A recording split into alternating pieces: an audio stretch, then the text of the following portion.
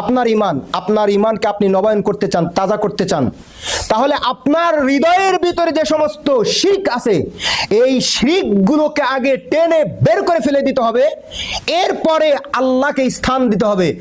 এর নাম হলো বর্জন গ্রহণ। কথা বুঝতে পারেননি? আপনি জমিগুলো আপনি আবাদ করবেন, জমিনে ময়লা আছে, ঘাস আছে, এই ঘাসগুলোর উপর দিয়ে কি আপনি বীজ বপন করবেন? এগুলোর উপর দিয়ে বীজ বপন করবেন না। তাহলে কি করবেন?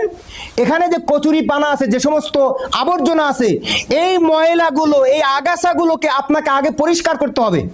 যেভাবেই হোক, কামলা নিয়ে হোক, যেভাবেই হোক, অথবা বিষ দিয়ে মেরে হলেও আপনাকে আগে এই আগাছাগুলো পরিবর্তন, আগে একেবারে ধুয়ে মুছে পরিষ্কার করতে হবে।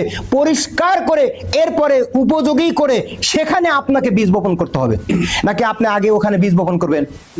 ঠিক তদুরূপ ভাবে আপনার ঈমান যদি খালেস করতে চান, তাহলে আপনার হৃদয়ের ভিতরে যত ইলাহ আছে, যত উপাসনার ব্যক্তি বস্তু আছে, সব উপাসনার ব্যক্তি বস্তুকে হৃদয় থেকে টেনে বের করে আগে ডাস্টবিনে ফেলতে হবে। এরপরে কেবল স্থান দিতে হবে কাকে? আল্লাহ তাআলাকে। মদের বোতলে যদি আপনি মধু রাখতে চান, মদ ফেলে দিয়ে মধু ঢালবেন? আগে এটাকে আপনাকে পরিষ্কার করতে হবে না?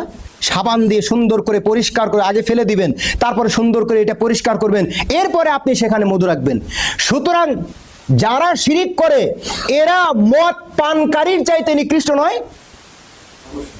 সুতরাং এই নিকৃষ্ট ব্যক্তির ভিতরে যখন ঈমানকে আপনি ঢুকাবেন, তখন তার প্রথম শর্ত থাকবে, প্রথম স্টেপ থাকবে, লা ইলাহা, কোনো কিছু নাই, কোনো ইলাহ নাই। যত ইলাহের তুমি পূজা করো, ইবাদত করো, সব ইলাহগুলো বাতিল, কেবলমাত্র ইল্লাল্লাহ, এক আল্লাহকে গ্রহণ করতে হবে।